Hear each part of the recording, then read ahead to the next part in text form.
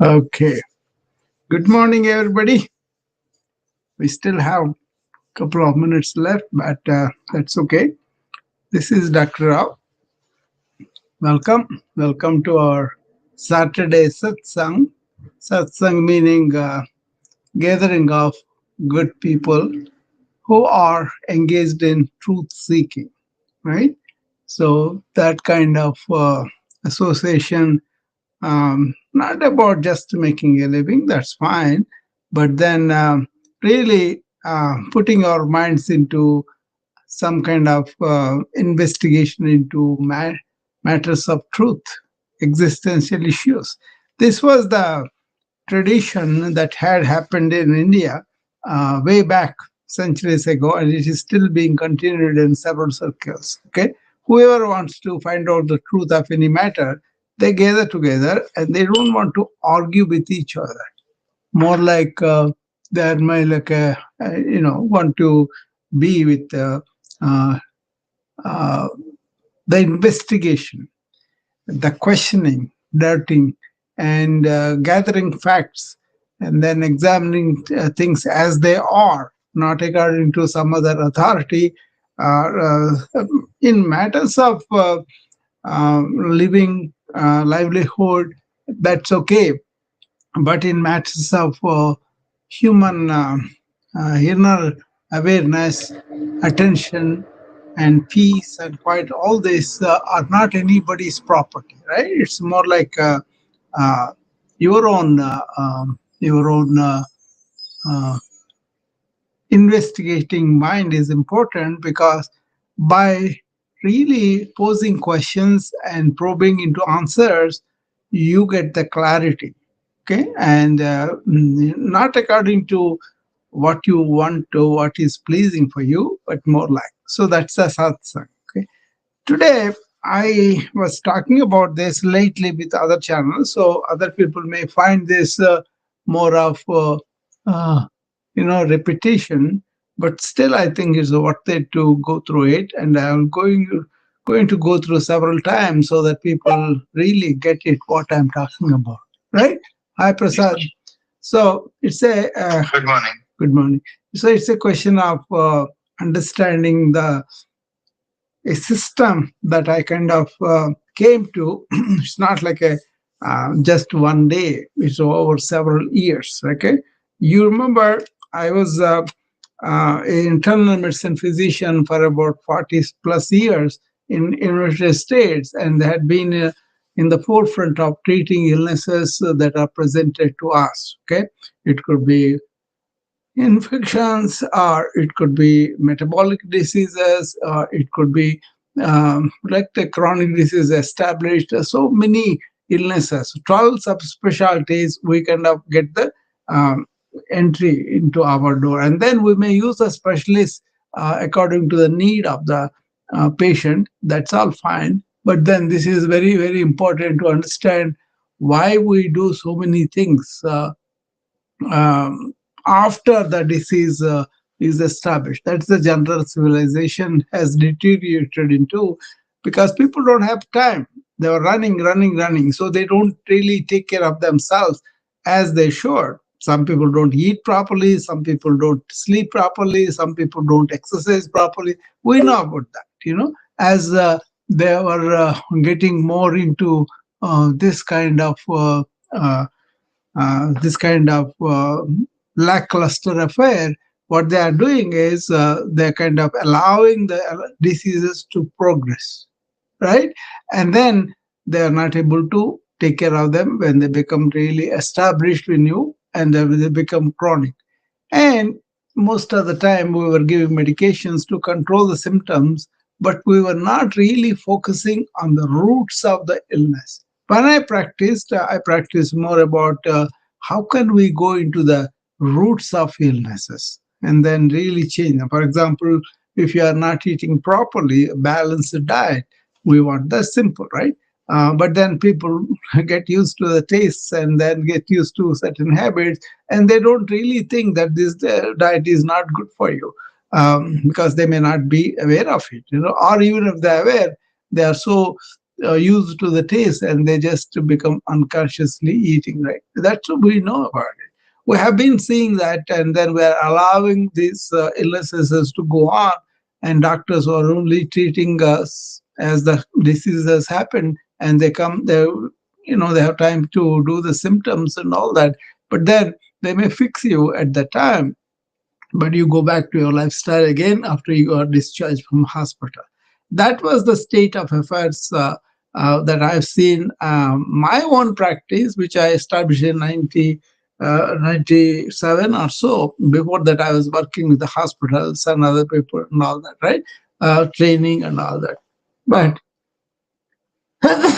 from 1997 to 2019, I had my own practice in which I established, like, we're going to deal with your the disease process. That's fine, because we have to control the disease. We have to make you feel good and not to suffer. But also, we want you to pay attention to what is preventable, if at all, and is there, what is the root cause, if you can find.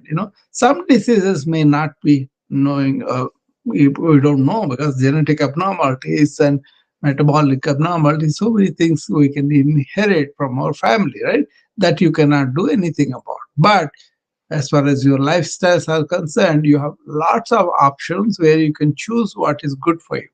So, looking at that kind of healthcare, which is still continuing now, people are not having good lifestyles, and that they're having illnesses that are really getting chronic, and these chronic illnesses are growing up.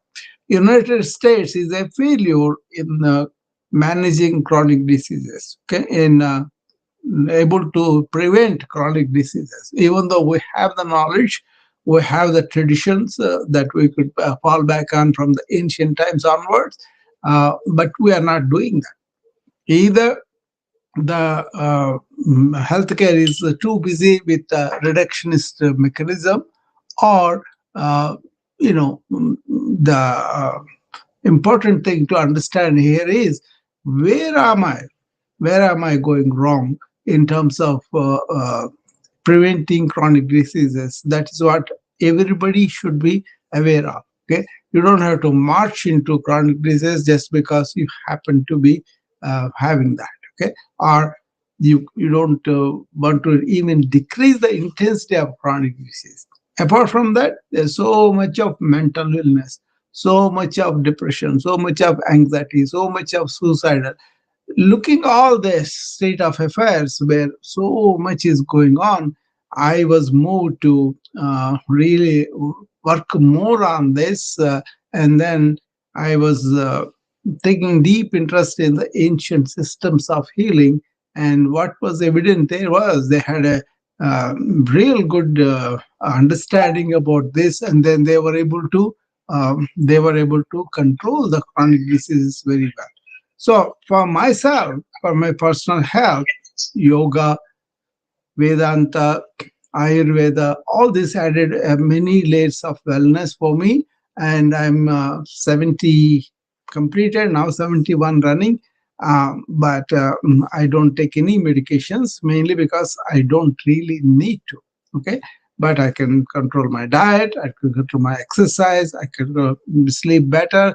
All that because of the ancient wisdom practices are brought into the modern lifestyle. I am an informatician. I am in the high tech, and I use the high tech equipment, and AI also I'm learning now. So it's not against the modern system. It is the limitation of the modern systems I don't want to subject myself to, or allow my patient to subject to. That's why I came across that not just the preventive medicine, but how can I have a proactively do some wellness practices in my life, in my patient's life, so that they don't have to go. necessarily into chronic diseases, necessarily into illness, and necessarily suffer the consequence of them.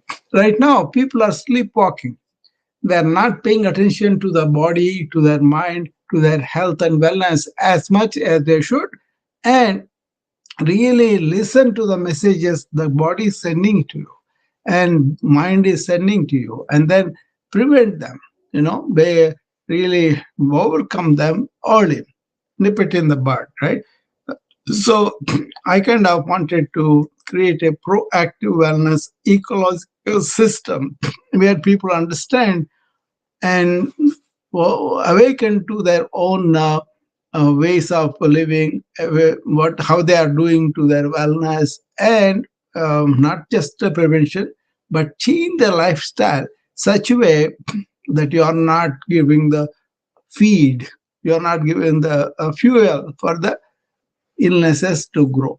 It is possible because in a yogic system, the average age was 125 years at one time, when all this pollution was not there, all this psychological structures were not there, egotistical system, profit oriented, they were not there. So they had a wonderful relationship uh, uh, with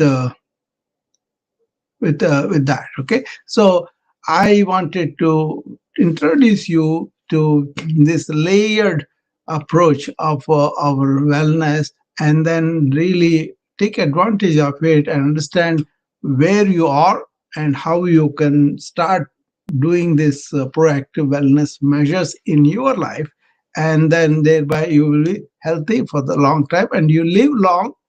You live not only long, you live well, not only living long and well, but you will be joyfully living. Okay, that is the potential of human life, right? So that's why I thought I will introduce you to this PAW ecology. PAW means PAW, proactive wellness ecology. It is a uh, holistic wellness ecosystem. It integrates body, energy, mind,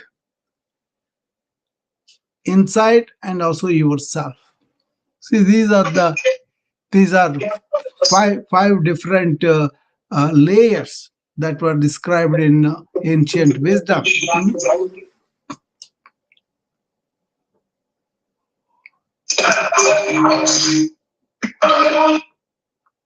Okay, so these are the ancient wisdom presented what is called pancha koshas. We're going to There's a annamaya kosha, which is the body. There is a pranamaya kosha, which is your breathing. There is uh,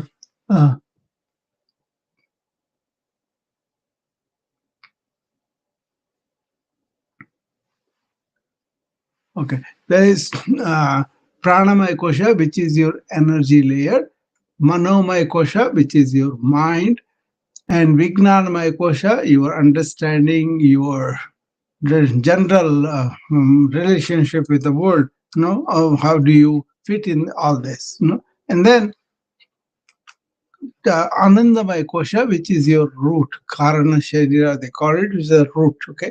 So what this PAW ecology is about understanding there are so many gates into our health, our wellness, and only one sun, which is your inner self.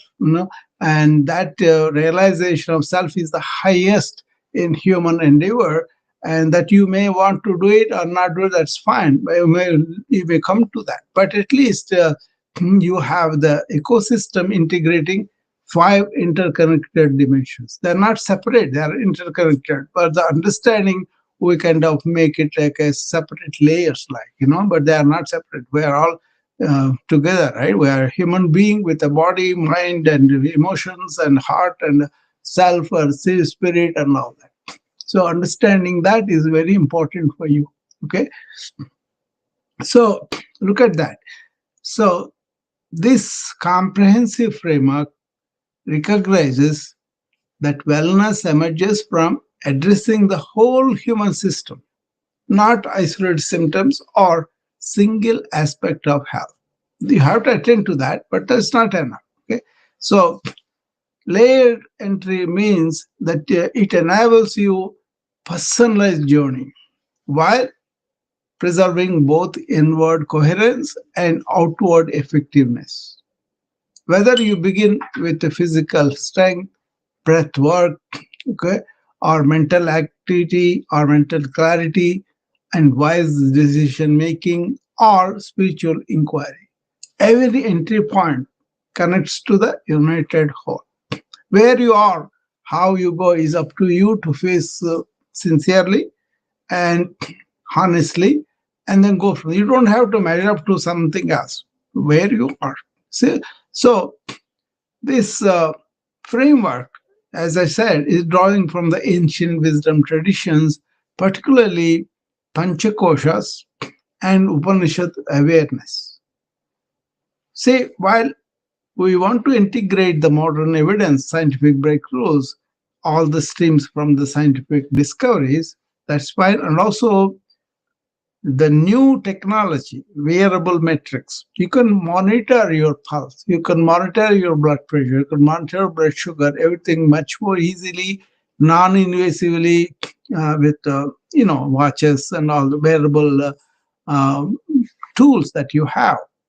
You can use that. You can discover I have this blood pressure high, you can monitor it continuously and then come to a conclusion what circumstances are getting your blood pressure raised up and then reverse them, and also learn some techniques of how to calm your mind.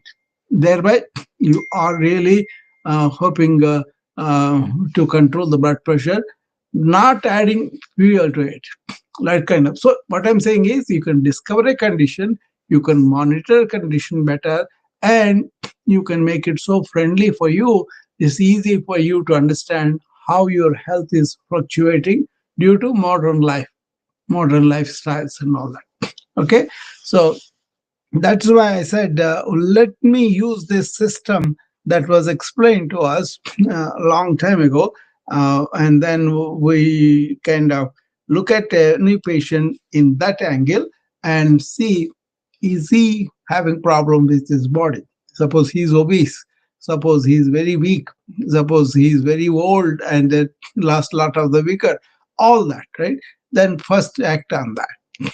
Then you say, how is his thoughts and feelings and everything is draining his energy? You know, then you work on that. You can teach them how to improve their energy layer by doing pranayama, right? The breathing exercise of the yoga, or even plain deep breathing. You don't have to know yoga for that. You just understand you are breathing shallow and then you are turning it to deep breathing. That's all. Okay. And then if you really want to understand where am I with my uh, thoughts, do I think all the time? Is the atmosphere outside is giving me so many stimuli that I'm thinking all the time? Do I necessarily have to think all the time, or do I want to go deep at some time and rest of the time I am in charge of the thought rather than thoughts in charge of me? This default network that we can create and that can left alone will take you alone, and then it will make you think. That kind of mechanical thinking is not good for your cortical brain, right? So I'm not going to use scientific language. All I'm saying is don't have to think continuously. Don't have to have this continuous chatter in your mind. You can enjoy peace, you can enjoy stillness, you can use thought for your practical purposes and then keep quiet.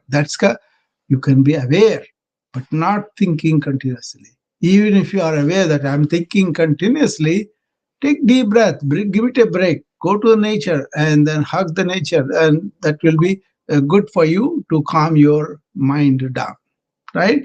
People don't do it. They just submit themselves to constant chatter of thinking, which is really causing a lot of burnout, a lot of stress and all that. So we enter there. And then, so what do we understand? How do we understand the earth, the nature, the people, the relationships that we have? What is going on there? Is there a lot of friction? Is there a lot of misunderstanding? All that. Am I holding on things that I don't need to be held on? That kind of. Don't cling on things. right? That's what we want to say. So simple life outwardly. Inwardly, you can understand your mechanisms much better and convert that to rich inward awareness, understanding, and basically the light has gone, the clarity has come to you what is what. Okay. And that is a big deal, especially modern life. What I'm seeing a lot of people who the burnout and stress is because they do not have a foggiest idea of how to really understand thinking and use it for their sake. My biggest return was early 80s when I was introduced to Jiddu Krishnamurti. He kind of showed me how thinking can be a problem, but you can make thinking appropriate to the external things and then enjoy this quietness, right? And also be really aware of this movement going on. And he taught that just because you can go and see it yourself, you don't need a guru for that. Okay, you don't need somebody else directing you like that, but you can use that guidance if you want to, but you don't have a slave to some other human being. So that was remarkable for me because I was brought up thinking is good, deeper thinking is good, and you should be thinking. And then nobody taught me that there is a limitation, there is a silence you can enjoy and all. Yoga talked about this. Yoga chitta vritti nirodha, modulation of the mind are stilled in yoga with all the practices, and then tada drashtu swarupe avasthanam, then your real self comes out. Living in the real self, how can you have this stillness, right? And you can learn all the medical facts, all the disease process and everything, but if you don't know how to control your own mind, I have seen a lot of my colleagues taking medications and lot of therapies, a lot of things are going on. But then once I realized for myself, everything was silent. I used to enjoy this silence from morning till evening, even though I went and worked with so many people. So what I'm saying is that kind of spiritual exploration or inner exploration is more important. It's not analysis, it is observation, it is awareness of your own thinking process, lead you to a spot where everything is awareness and you stay in the awareness and you can think if you want to and you can stop you want to. That's such a freedom, such a big energy saver for me. So the more I kind of understood Krishnamurti and then saw it through what he was talking about, it was evident to me that we are thinking too much and we don't need to. Now I enjoy the stillness most of the day, but I think consciously. That's not such a superhuman thing. It's something that you could try and do it. But if you are feeding your mind with all sorts of stimuli, what do? You engage in talks, you engage in listening to people, you engage in talking to people, but never trying to calm down. So that's a very important thing. Okay. Awareness is the central thing. In awareness, we have the thoughts.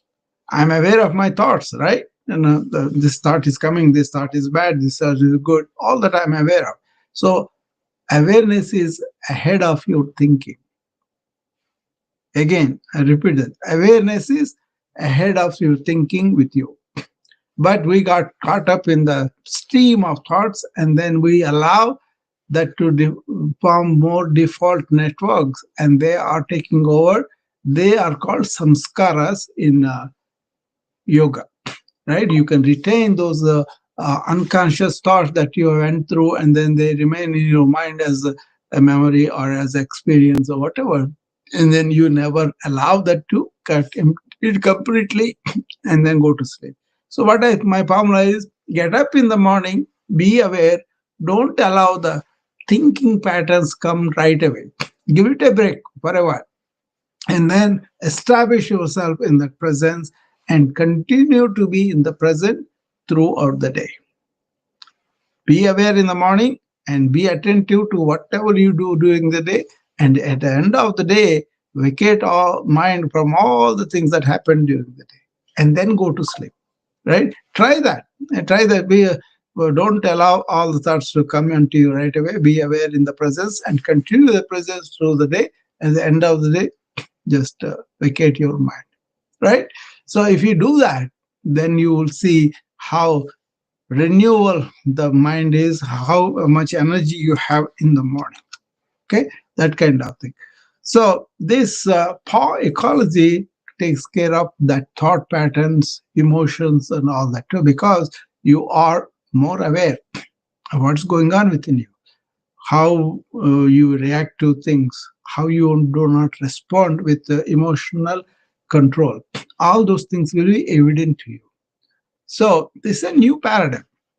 So, wellness as ecology rather than intervention. You can have interventions if your things are wrong. Okay. But before that, you are aware that something is wrong. So, in this ecology, individual flourishing naturally that extends to community healing, that extends to planetary restoration. So I have explained this a long time ago, but basically that is the essence of it. Okay.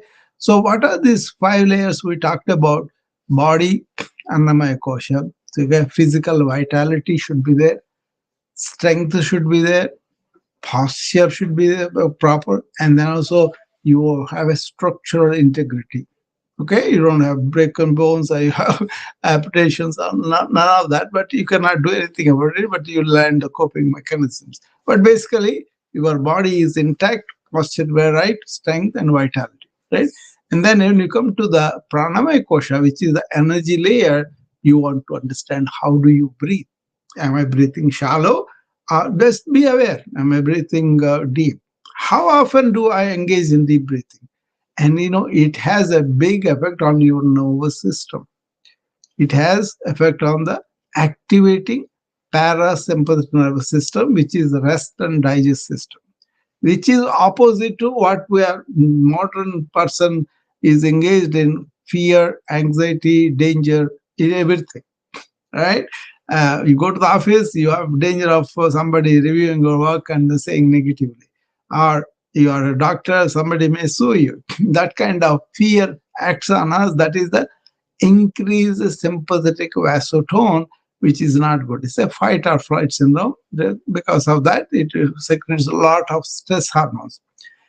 Antidote for that, something natural in you, is your deep breathing that activates the parasympathetic nervous system, which is the vagus nerve from head to down. It is supplying so many, they are all rested. That is a very good thing for you. So what you do is breath, getting the autonomic balance, and that gives you cardiovascular efficiency and vital force, with which you have more energy and you have more settlement of your nervous system. That's the second layer. Okay. And third layer is, how is my emotion intelligence? How is my stress response? How am I paying attention to anything? Do I have a hygiene of the mental activities? Then it comes out to all the thinking that I talked about. Then you be aware of where you are. Don't compare yourself to anybody else. Don't compare to the yogis who have this continuous awareness. No, where are you? What you can do? There's plenty in that. So once you are aware of that, then you will be. So what I'm doing here, all these layers, you are self-responsible. Okay, you can take the guidance of the knowledge of the scientific breakthroughs. You can take the knowledge of the ancient meditative awareness felt truth and tried for centuries. Those are okay, but first step is you got to take responsibility for what you are. That means you have to be able to see as you are and then go from there. So that is the Vijnanamaya Kosha, which is your insights. How can I do something after considering that and then responding appropriately, not impulsively? That's the executive function by the prefrontal cortex. Our ancients talked this as buddhi, where the mind was manas with all the accumulated experiences, remembrances, and all that. This Vijnanamaya Kosha is the prefrontal cortex, not limbic system. Limbic system is where you emotionally respond immediately upon something. But in here, take a deep breath, take a break, pause, and respond after consideration of the consequences and everything. That is vivek. That is the wisdom, right? That's you develop with your own reflection, with your own conclusions, with your own understanding, with your own learnings of scientific breakthroughs or ancient wisdom. And then finally, the Anandamaya Kosha, which is you have a consciousness that is witnessing everything, that is silent, that is gives you joy, which is no cause, uncaused joy, happiness, and essence. No? And that is the Karana Sharira, also they call it. And beyond that is your real self and all that comes up when your mind is quiet and all. But anyway, if you think like I have a body, I'm energy, I have thoughts, I have this, real uh, wisdom, and also I'm the conscious being that is really giving life to everything else, then you'll be able to approach yourself where you are. You may not be aware of your own thoughts going on all the time, and then you think they're all coming by themselves. And you may not be aware of understanding of what is life, when does it start, when does it go, what is death, all those things you may not know. But that's okay. We start where you are. My body is energetic. My body is not having any aches and pains or not inflammation, all that. So much knowledge we have accumulated, we are not bringing it into our daily life. We are living just like that, as though you are controlled by a force, something that you cannot do anything about, which is not true. You can bring in your awareness. Ask any of my friends who are doing deep breathing, and they said that is really helping them to calm themselves down. Right? My friend Peter, he has been doing this, and he's you know settled down and quiet too. And he helps a lot of people with addiction and all that. So he teaches them that how to. It's a cost effective. You don't have to pay anybody anything. You can just take that and then you feel much better. The more settled your nervous system to the external stimuli, what happens? The more healthier you become. You don't have the stress hormones going on at rampant pace. Okay, so this is, as I said, it requires self responsibility. Just observe your breath. Where am I? Am I breathing deep or shallow? You can just see you are just having a chest, abdomen, first raising chest and abdomen. That's shallow. That means you are breathing only into the chest but where your diaphragm is not going all the way. You're not breathing into the abdomen, but you don't have to. You will not be able to. Also, all you have to do is deep breathe enough into the lung so that it pushes the diaphragm down, so abdominal wall comes up when you take the deep breath. And as you take the deep breath out, abdominal wall goes in and pushes the diaphragm up so that you will empty as much lung as possible. Observe that. Lie down and see how is your breathing. Is chest abdomen pattern or abdominal chest pattern? That kind of. Once you understand the deep breathing, then it will be. I do this morning routine with my friends every day morning. That's what I tell them. Be aware of what you are doing, be aware of how you are breathing, and make it deep through the exercise. And also do both sides of the body. This is constructed such a way that you prepare your body, your mind, and your heart to go and work in the modern atmosphere of stress, burnout, so that not only you contribute to life for your earning life, whatever, but also you are doing it in a way that's not harming you. Your own responses, your own kind of reactions, emotional reactions are not causing harm to you because you are not reacting, you are responding by deep breathing, right? Your parasympathetic nervous system is activated, which is an antidote to the modern vasomotor or sympathetic overtone that is leading to a lot of heart problems. Okay, so there's so much involved in the breathing. First of all, what is coming into you is not just the air, it is the prana, it is the life force coming into you. If you have reverence to the life force, bring it on. You don't have to worship anything, but you understand this is the life force that is coming into me. Let me be grateful. Let me be happy. Let me recognize this is coming into me and then giving me life so that I can experience, I can live, I can do everything. Right? So once you understand that, then the breathing has a significance. Then all you have to do is get up in the morning, sit down, and take 3 to 10 deep breaths and delay the thoughts coming onto you. They can all wait. This is the time for me to be cultivating my presence, not to be carried away by my thoughts, my plans, my to dos, and all that. They can come later.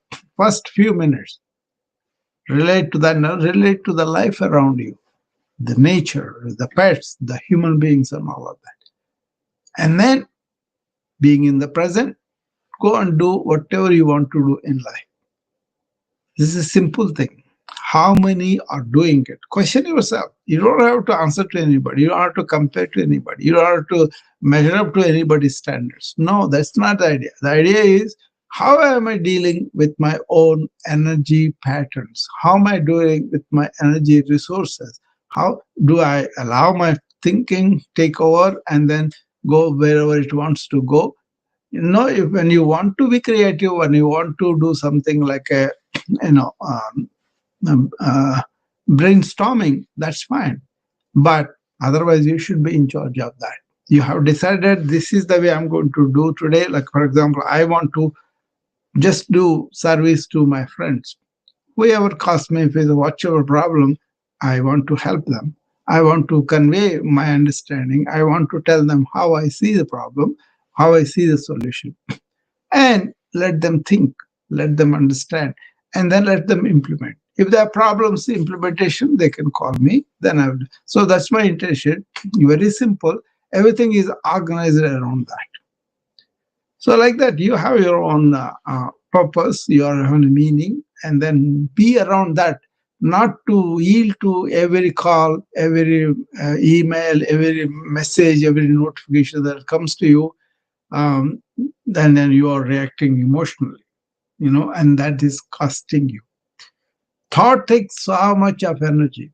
So keep the thought in control, then you save so much energy. My friend asks me, "Oh, Peter, how is that you have energy at the end of the day?" That's because I don't deplete my energy with my reactions to whoever calls me or whoever sends me email, whoever sends me, I don't want to react emotionally to that. And that has become a habit because lots of times their problem is in their mind, or their problem is in their understanding, or their problem is in lifestyle. So once I point it out, I don't have to judge them because just because they have this lifestyle and they become obese. They are human beings first and then they acquire everything. If I remember that everybody is a human being, then everything else will be easy. You don't have to judge people by the lifestyle they have. They have consequences to their own life because of their lifestyles. So you correct them compassionately, you tell them compassionately, and then you show them what it is. So this ecosystem is all about that. Letting people take responsibility for their own health and wellness, understanding them better, and then understanding the solutions that are available, either modern scientific breakthroughs or ancient wisdom. We have plenty of things. That is what I was trying to convey to you guys. So this is one way to do that. Okay. Now let's see what happens with the first layer, which is the body, which is Annamaya Kosha. Annamaya means coming from the food, right? So, what are the focus areas in here? See, the body wants to be strong.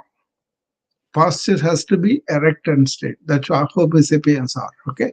And we want to have a flexible body so that we can do stuff. And we also want vitality. We want to sculpture vitality, not just appearance. And also inflammation control. We need strength, we need proper posture, we need flexibility, we need vitality, and also inflammation control. These are not happening in the modern life, very much so. Okay, these are not happening. So what do you want to do?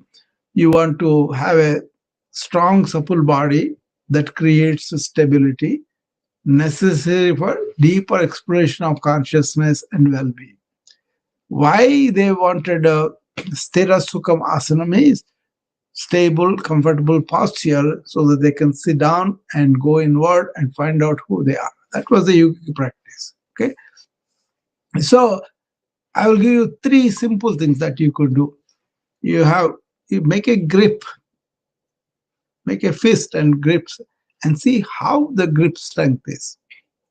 This is a marker for your systemic vitality. Suppose you are not able to make a firm grip, suppose you are not able to maintain it for some time or pick up stuff and all that, then that's the systemic vitality is poor. Very simple, right? And then see how mobile you are. What is your range of movement? Can you get up and move all over very easily, or do you have creaky joints and all that? That's the second thing that you say. How is the mobility? You know, and then how is your sleep efficiency? See, evidence is if your grip strength is 15%, mobility is 20%, sleep is 85%. Okay, each one separately. So what does sleep do? It restores your energy.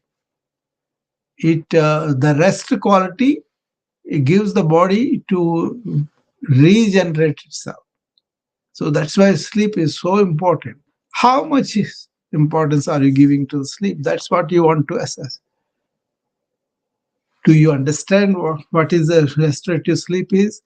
Or do you get exhausted and go and sleep, but let your mind go on all the time, and you wake up in the morning and all kind of really not rested well, not feeling good energy and all that. So cultivating that against the culture, going early and getting up early, and then unwinding before the sleep, and during the sleep having a mind that is cleaned up, all that is important. Okay, these are the three things you could do for yourself. You check your grip strength, you check your mobility, you check your sleep quality. Okay, and then if you want any assistance, anything, there's a number of people help that. So there's so many coaches, so many people. You can reach out to them and then present the problem and get the suppose you go to my classes on sleep, you'll get plenty of tips how to prepare for the sleep, how to avoid all the nonsense in your head, and how to get up, and what is the pre-sleep, sleep, post-sleep. I have clearly indicated that. This is one of the important things for me, because as a physician, I was taking night calls, right? And I was disturbed, and I could not go back to sleep. But once I understand what is yoga nidra, what is Shavasana, which is a corpse pose, dead man's pose, they made a tremendous difference. But once I understood the limitation of the thought and how we allow our thought to go on, and understood through what Krishnamurti talked about, he said, I don't mind anything. Such a deep statement. Okay, why do we mind everything? Why do we cling on to some things? All that will be coming to growth. But basically, what it is once you understand a tool of ours, which is the thought or thinking, how it is controlling us, then you will be out of it. You will have liberation from that. But you can use the tool very effectively, but don't have to be dictated by it, dominated by it. That is a modern person's problem. Is this is information age, lot of information thrown at you, and then you are paying attention, and then you are reacting to it, and a lot of problems are generated by the constant stream of information which is not needed for you. Take a break. In the morning 5 minutes, in the evening 5 minutes, calm yourself down. simple act of like that will be very good. I bet most of the people can't even calm down for a half a minute. But you have to make an effort to see, I don't want to allow this movement to go on. Okay. So in this second area, which is the energy layer, it really targets the autonomic balance, which I talked about earlier. Parasympathetic nervous stimulation, which is the rest and digest system, and against the fight or flight syndrome of sympathetic overtone. Breath efficiency. Okay. The longer you take the breath, the better the diaphragm is going down, the more potential alveoli open up, the more oxygen carbon dioxide transfer, and the more oxygen is carried to the cells, the more ATPs are produced. So the more energy. That is the breath efficiency. You can reduce the number of breaths, but increase the depth of each breath. Yogis do 6 or 8 minutes. We do maybe 12 to 15, 16, like that. You can come down. You can watch them deliberately, lower it, and breathe slower. Okay. And then that improves the vagal tone, which is the autonomic nervous system. And you will have more endurance because you are generating more energy at the cellular level. So, metabolic health, cellular health are very important. We are more focused on that in the research. How can we improve our cellular health, metabolic health? There's a lot of research for that. But then, if you take the ancient practice of yoga and Ayurveda, they know about these things in a way. They have these energies, okay, and they understood how to manipulate that energy, how to increase that energy. Okay, so the more I understand yoga and pranayama, the more I'm becoming a student because they are so ahead. We're trying to prove that, which is good, which is good for everybody to be available. You don't have to be a particular religion to do this. These are lifestyles. These are sciences that happen inner awareness and all that. Okay, so I'm come from a scientific background, and I looked at everything in that perspective. Then it is very apparent the way we look at it is like a reductionist, mechanical, Newtonian physics. But now quantum physics says everything is energy. That energy understanding was there with the ancients a long time ago. We just have to measure up to it. We have to so, what are the core practices in this layer? Say, pranayama techniques that we teach. I teach like 8 to 10 of them in the morning, briefly. A couple of things you really want to do are three things I would recommend. What's called alternate nostril breathing, Nadi Shodhana. Second thing is Brahmari, and you can do Kapalabhati or Ujjayi. Any number of practices are there. So this vagus nerve activation through specific breath patterns is very important. You understand them and do according to what you need. Okay. Then oxygen optimization. I told you how to do it, and also the more you hold the breath, the better. It's called kumbhaka. Inhalation and exhalation, Rechaka Puraka, but then the holding Kumbhaka, that increases the carbon dioxide tolerance better. And you have biofeedback protocols that will give you HRV, heart rate variation, which is the indication whether your heart is functioning well or not. I don't go deep into that, but basically pick up couple of practices, maybe alternate nostril and then Brahmari or Kapalabhati or Ujjayi, whatever, a couple of them, and do them 5 to 15 minutes in the morning, 5 to 15 minutes in the evening. People don't do it 1 minute, but if you do that much, you will see obvious settlement of your energy. That's the second layer. Okay. So in here, the evidence is HRV that is uh, monitored. It indicates how healthy you are up to 75%. And then how you kind of reduce your resistance to all these quick responses, and then settling in the more like it's a not reaction but response. That is reaction going down is about 18%, and then oxygen utilization is about 18 plus. Okay, all those are the metrics that we use to assess where you are. Okay, and then there is a first layer was the body, second layer was the energy, right? And then third, fourth, fifth layers together. If you focus on your thinking, okay, that thinking generating hormones, and hormones are not generated just like that. There should be stimuli for that, and also there's somewhat is autonomous that is required for the body, but we can increase them by stressfully reacting to it, right? So those kind of stress hormone unlinking is important. Instead of react, respond with calm mental or emotional balance. This is what Krishna teaches Arjuna in Bhagavad Gita. All these benefits or whatever you're looking for are Vedic ritual benefits. They're all are silly. Let them go.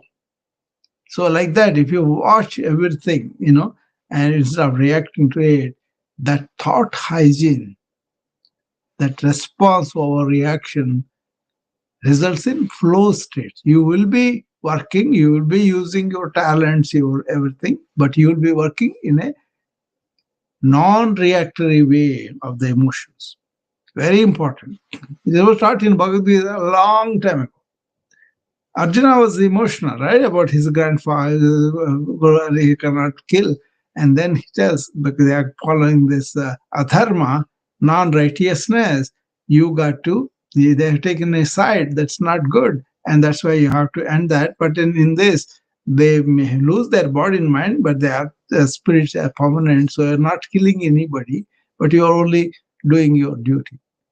And do that without these emotional reactions. That is karmaja kausala. That is the efficiency of skill in action. That is karma yoga, not really expecting anything out of it, but just duty for the sake of duty. That is karma yoga. But if you do that, see how it is. You are doing everything for the sake of getting something, then it is linked to that. Then you have the problem, right? So understand that. The practice is awareness pauses. Awareness pauses means you stop and say, what am I thinking? What's going on in my mind? Be aware of it, first of all. Don't judge it. Be aware of it. And then always single task presence. Be present to whatever you're doing. Be attentive to every action. And then engage in cognitive calm training and also mindful transitions. Lots of people pay attention to what's happening in front of you. So you'll have cortisol reduced, and focus span really increases from 6 to 18 minutes you can practice, and reaction latency is plus 2 seconds. That means you are not going to react immediately, you'll have some gap. That is the entry for the mind, manomaya kosha. Okay, and entry number 4 is, how do I develop this insightful thinking? Taking all the thoughts, but really understanding what is the wisdom behind it. That is the insight you want to retain, not all the data. Focus, deliberate decision, and inhibition of the, I don't know, mastery. It doesn't allow that, It looks at all angles, okay? And you want to align everything to the righteousness. Whatever you plan, you want to say, this has to be right. Not just because it's convenient for you want to do it. Because it is right, then I will do it. And you have this equanimity equanimity when the complex situations are presented, good or bad, right or wrong, all those things. Then you will have equanimity, and then you will learn more from that than taking one side and say, this is it, I'm going to do it. Okay.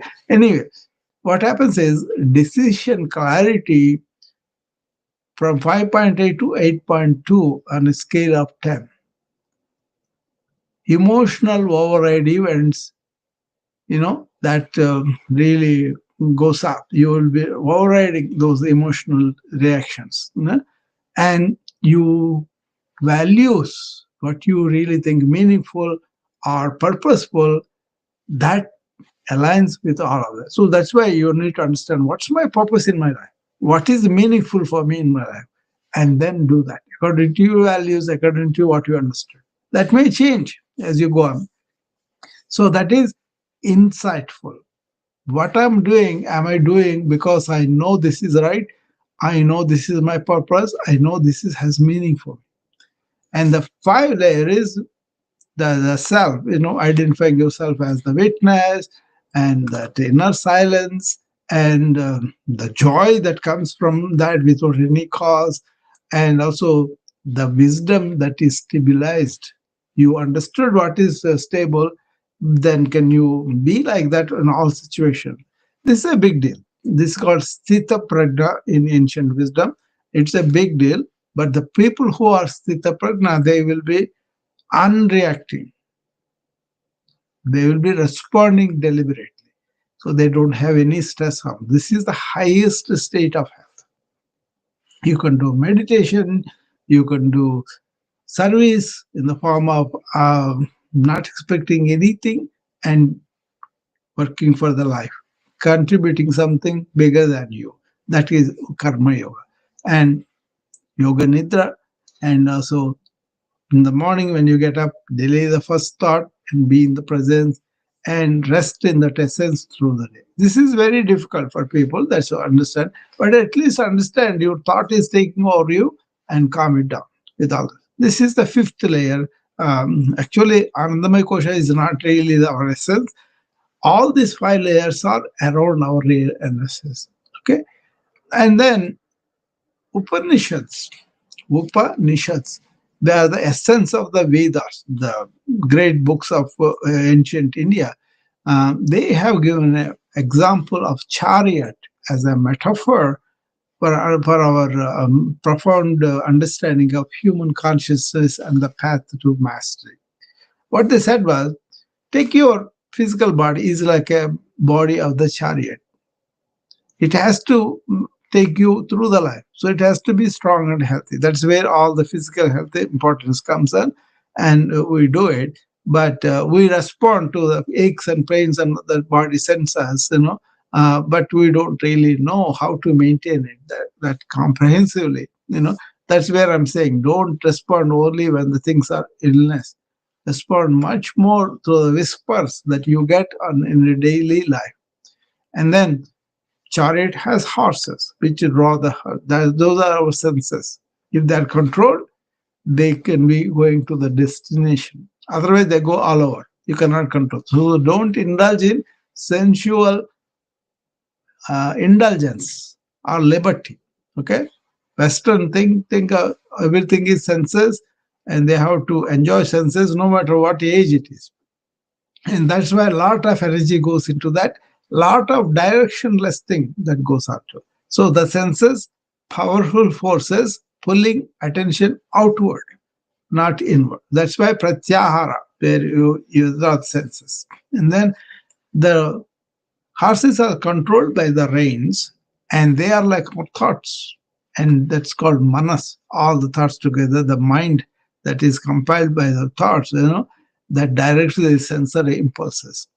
Hey, this is not good. This is too much indulgence. This is good. We can control this and that kind of thing.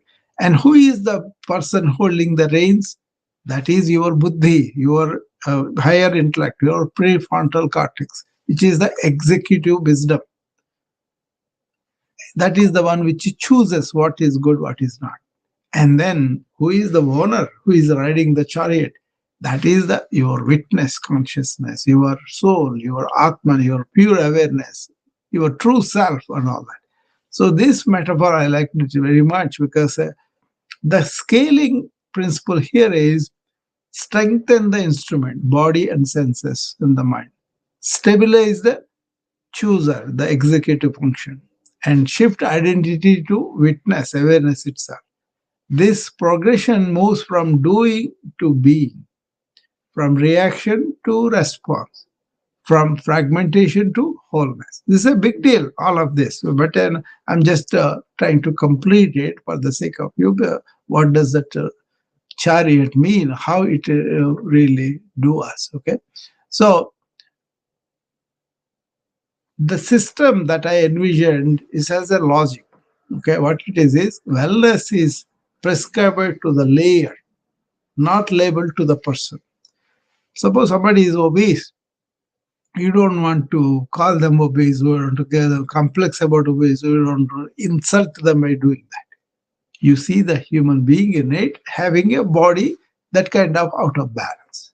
How can we make them feel like you are not your body, you are inner core, but then you can take care of your body better by eating. Maybe you are eating too much, reduce it. Maybe you are not moving too, no, you are not moving that much, then allow them to get that. But also psychologically feel that they are adequate as a human being, but they have to take care of their body, otherwise obviously can kill them. So we address the systems, not diagnose identities. Okay, instead of you are anxious, we recognize that mind layer needs regulation support, has anxiety, but he's not anxiety, right? So these journeys are stacks, not single steps.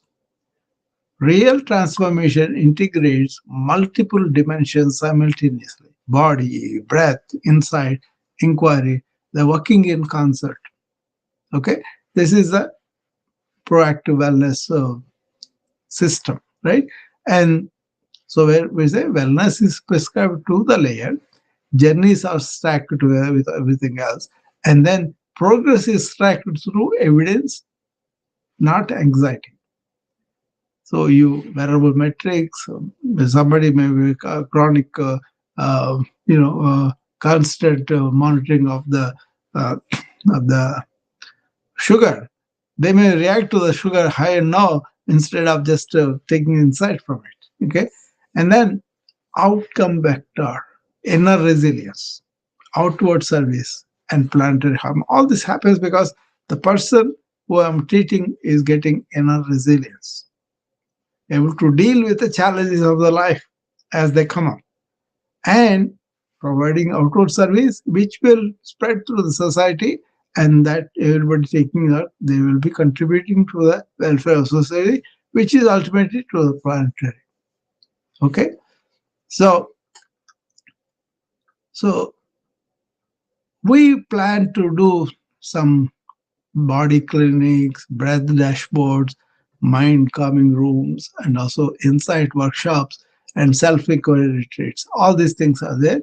There will be 7-day or 30-day challenges, QR linked audio guides, mobile apps. All this I'm planning, and professional training. People come request the certifications and also clinical integration protocols and corporation organization wellness things I'm planning. And also there will be research partnership with health systems. Okay, so all these are not really related for you, but my plans. Okay, so what I am calling is I'm wanting you to be part of this PAW community by recognize the value to you and don't have to join any organization, including mine. What it is, you become community in the spirit. Enter where you are, whatever layer of the body or you have, and then evolve where it matters. Suppose you are having constant thinking, that is the layer you want to evolve.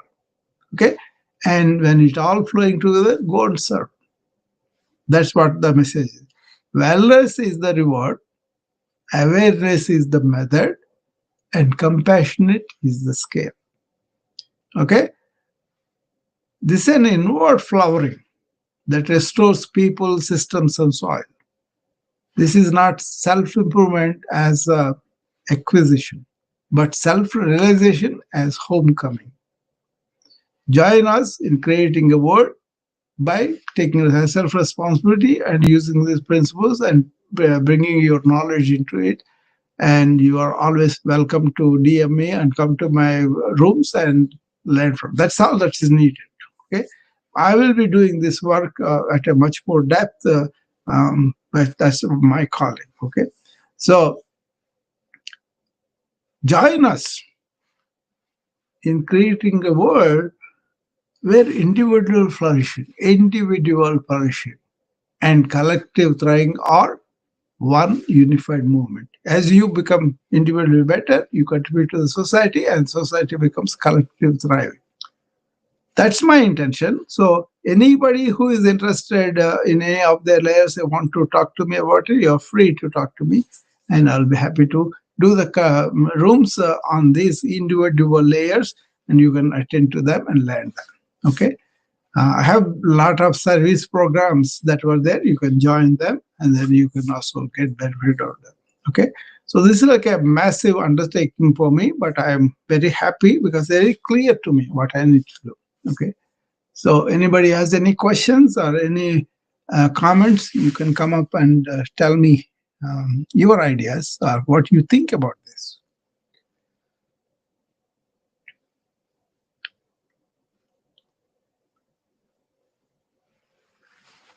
By the way, my friend Peter is coming up. He's so sincere in coming up. I'm dedicating this introductory talk to him. You know, Peter Carrington. Oh, come back. That error thing came up, Peter.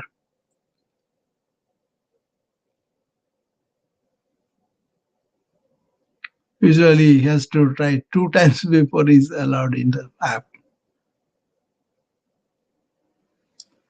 So, because of his sincerity about attending and coming up and talking, I thought this introductory talk should be dedicated to my friend Peter Carrington.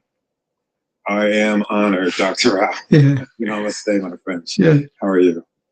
I am good, Peter. How are you? I'm glad to hear. Yeah, take a sip of water. You've been talking for an hour continuously. Yeah. Yeah, thanks for coming on this morning. So, as you're thinking, what I keep going as you're thinking, as you're speaking, I keep thinking about my practice of stopping once an hour to breathe deeply and enter into just awareness, right? Yeah. Present moment awareness. But I want to challenge myself to do more of it. In other words, like even in between tasks, in between checking an email, in between speaking to clients, instead of waiting for the top of the hour to breathe, which is a good practice. Yeah. I feel like I could do a lot better if I just take those natural breaks in between thinking and doing a task. Yeah. So I'm going to challenge myself to start doing that. You know what? That's a good thing, because that means that you are liking the taste of that deep breathing. And it's delicious. Because we have this conscious, unconscious practice of the breathing, when you are focusing on something else, you maybe not be able to deep breathe, right? But if you make it the habit, for me, this has become a continuous thing now. That's beautiful. I don't have to have something else. Like I told you, talking to you, and as you're talking, I took 3 deep breaths. You can do the same thing. Whatever you do, come back to your breath awareness, and then not only you have the deep breathing, but also your settlement of your mind. Right. Peter saying something, otherwise I react right away from my limbic system. That balance of the nervous system happens because we are engaged in a conscious breath, awareness breath, because you are aware, I want to deep breathe and I'm doing it. So you're doing consciously breathing deeper. Right. And that becomes your thing, because you don't, it's not even a habit. You like it and you go back to it. I enjoy it. I really do enjoy it. Yeah. And I just That's it. That you got it. Yeah. And then you The more you are like that through the conscious time, and the less thoughts you have. That's why at the end of the day, you have a deeper sleep. Yes. Mm-hmm. So Yeah. do it whenever you feel like it. Some people need this alarm. That's why I introduce that once a hour at least. But lots of people may not. But you know what? As a doctor, if I go to the hospital, how many chances I have? I can park my car, and as I walking to the building, I'm alone. I can engage in deep breathing. Okay. I'm just taking the stage. Nobody's there. I'm allowed. I meet somebody on the way. They are asking me questions and I'm listening to them. As I listen to them, I can be engaged in that. Yeah. So lots of ways I can do, especially meetings, and everybody is talking aloud their opinions and all that. I want to listen to them, but at the same time, I kind of slow down my thought by just taking deep breaths. Then I'm intellectually available for them to listen to what they are saying. And more engaged. Yes. At least I found myself. More engaged. Yes, engaged. Exactly. Yeah. Because you're not wasting your energy in unnecessary thoughts not related to the topic. Right. So there are so many benefits of that life force. We are attending to it. Yeah. So I'm gonna try to engage in more of that. Yeah. Because I really do enjoy it. In fact, I just about turned my timer off. I had it. Yeah. On like at the top of the hour, I would do it. I learned that from you, and I started doing it. Yeah. And now I don't even need to do it. I just remember to come back to it. That's the idea. In the beginning, we may not be aware of it, but once we got into the habit of it, the taste of it, then you see it's not like you are disturbing somebody else. You are minding your own breath. That's all. Right. I love it. Yeah. That's a good way to say it. Well, thank you so much, Dr. Rao. Thank you for this talk. And thank you, Peter. I'm really looking forward to more. Yeah, Peter is somebody who comes up all the time and really tells me what's going on, and then works with his own thing, which is why I thought this talk should be dedicated to him, because his sincerity, his kind of applying it to help himself. This is what I'm looking for: self-responsibility, not because I said so, no, for your own wellness, for your own. Don't accept anything I say. Try it, question it, doubt it, and go deep into it, understand it. But basically, what is happening is people are not responsible for their own wellness as much as they should. That's why the lot of wellness that is going on, the wellness practice are not there because people don't take responsibility for themselves. A doctor may teach you, a therapist may teach you, but you got to take it up and then do it on your own. The more, like Peter was saying, it's a hour. He could do as many times as he wants and get the benefit of settling the thinking down, activating the parasympathetic nervous system, and really use that vagal tone to rest and digest, so that you don't waste your time and energy for the thoughts unnecessary for you at the moment, and you are more focused on what you are doing. All this results in less job of the mind to have to do. That's why the deep sleep happens, because this is why Krishnamurti recommended be attentive to everything during the waking hours. Okay? If you are attentive to everything, you will not be accumulating so many thoughts that later mind has to clean it up. That's why less of dreaming, less of putting everything back to order. You can slip into a deep sleep right away after a while. So you got to understand how you accumulated all this in your mind and then vacate it. So practice yoga nidra, complete relaxation of the musculature, and then complete relaxation of the mind, and then go into complete sleep. That is a wonderful thing for you, which you can do for yourself and help yourself to be more clear in your mind. Right? So, anybody else? Abhijal, what do you think? Makes a lot of sense, sir. A quick question. You said that Mr. Krishnamurti said that be like be attentive to everything during waking up. Is it just waking up, or throughout the day we should be during the waking hours? During the waking hours. Okay. Yeah. So you're there, you're going to go and do something tomorrow. Be aware of what you are doing, be attentive to whatever is happening inside and outside. Okay. If you can do that at least a few times, you will see the notice, the change in that energy. Okay. And then as you become more aware and established in awareness, and then consciously thinking, that's what I'm always talking about. I'm like that. Be in awareness, which is our fundamental thing, and think consciously and end consciously the thoughts. You may not come Okay. to that Okay. right away, but understand the principles and let that operate within you every day. Right? Okay. Yeah. That's a good thing to pick up, Avishal. And that's the one which saves a lot of energy for you. I never took a sleeping pill. Do you know that? Mm. And now I don't need also.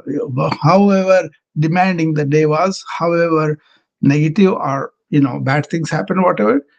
But when I go to want to sleep, my thought is completely quiet, and then I just slip into that. And that really nurtures my energy. When I wake up, I usually have more energy to solve my problem. See, usually we get into the anxiety mode, we get into the worry mode, and we allow the thoughts to go on cyclically, right? That is what we are breaking. See, deeper thinking may help you to solve problem, but not this mechanical, repetitive thinking. You understand, Avicii? Yes, sir. Yeah. So just always uh, at least start with Shavasana, dead man's pose, before you go to sleep, right? Unwind all your body first, all the musculature, then unwind all the reactions that you had during the day in reverse order, and unwind whatever that is lingering on in your mind. It may not happen right away, but as you take this practice of unwinding, maybe a couple of hours and 1 hour, and then you will learn how much your health will be improved. Like I said, you got to entry wherever you are. You don't have to aim for the perfection. Just deal with it. Just allow that. Okay, I'm going to sleep. Before I sleep, I'm not going to engage in any TV watching, anything like that. And then I'm going to allow my body to relax with a shavasana. There's a dead man's pose. And I'm going to do the yoga nidra where all my thoughts are settled. The way to do it is reflect on everything that happened that day, and you may be returning a lot of things that you don't want to cling on to. They're all unnecessary, wasteful. Dump them completely. And then, if you have some important thing that you need to remember tomorrow to continue the job or relationship, whatever, write them down on something, device or paper, then dump them from your mind for the night. You can take it up tomorrow morning when you see the device. But for the night, everything is dumped out. But the important things you have noted down so that you don't have to miss out on them, right? And slowly you will be able to see there are few mundane things that you need to worry about, only important things that you have already noted down on a device, so you don't have to retain them. Don't cling to them. And then you will be very, very happy that you have done that. You you breathe on the lightness of your inner being and stay there, not the heaviness of your thoughts.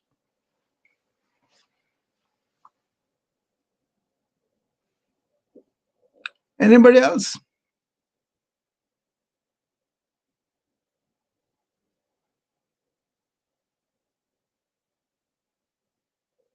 So this is going to be kind of a movement I'll be bringing to my friends, and see they have interest to join in whichever layer they are and how to go about them. They can be personalized. So we will do one layer at a time and then go on extensively on that and see intricate. Like, Peter talked about the pranayama kosha. pranamaya kosha, right? That is what we did. And the deeper, the more you enter, he has entered a practice of deep breathing every hour. Now he wants to do it more often. That's the natural evolution. Okay. And he himself is enjoying that deep breathing status, and he himself can cultivate the habit of doing it more often without anybody prompting him, right? But understanding more and more, deeper and deeper about the effects of that, and then what he would do further. There's so much more in pranayama. This is a very superficial thing that I told you. But once you understand, you can go to the extent of really improving your energy, and that energy helping you to heal faster and better, and more importantly, not to be ill. Okay, so lots of detoxification happens with that too. So there's a deeper science. There's a real big deal about breathing. Okay, obviously, if you don't breathe, you're dead. Right? So it's that important. It's the life, So we have to give the reverence that it deserves, and we have to nurture and cultivate it. You know, then you could. This is what a very good example. Once you start to take responsibility for your wellness, once you understand where you are, either through me or to anybody else or to your doctor or whatever, you come to understand, oh, I have a liver problem, I have a heart problem, I have diabetes, metabolic problem, whatever. Then you go deeper and deeper into it, and then you see what are the habits that made you like that, and how can I change some of those habits. Okay, but the life force is through our breathing, right? That's why we pay extra attention to it. And it's a cheap, it's a closest thing that you could do. You could start deep breathing as much as possible. Then it doesn't become an obsession. It's more like a, instead of shallow breathing, unconscious breathing, you get in the conscious breathing as often as you can, not making it a habit, but just instinctively feeling this is good for me and I'm going to do it. You'll enjoy that. Okay.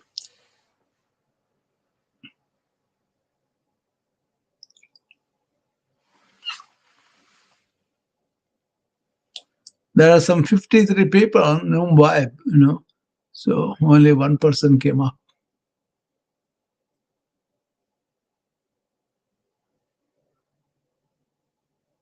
You can make it personalized. See where you are, how you are doing that. Do you want to extend that understanding? Do you want to extend your practice? Those are things I would think that you would like to question and improve. Okay, don't live unconsciously like we do in the modern society. Don't live according to the stimuli that are coming and getting you.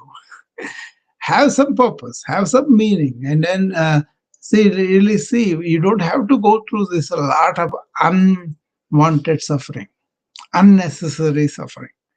That is going on a lot. People don't pay attention, allow things to proceed, and then don't use existing knowledge and don't get benefited. So, in a modern society, patient and the physicians are equal in the sense patient has a lot of information available to them, and the job of the physicians is to explain that to you, make you more aware of it, more empowered. My mission is to make people inner resilient. That means they develop themselves so much when the things happen in life, they can handle them. Physical illness, mental illness, or stress and strain due to circumstances, or you have a natural event, okay, earthquake, then you survive that, but you lose other people. How do you do that? That inner resilience happens when you understand these are natural events, death is something transient, and all that.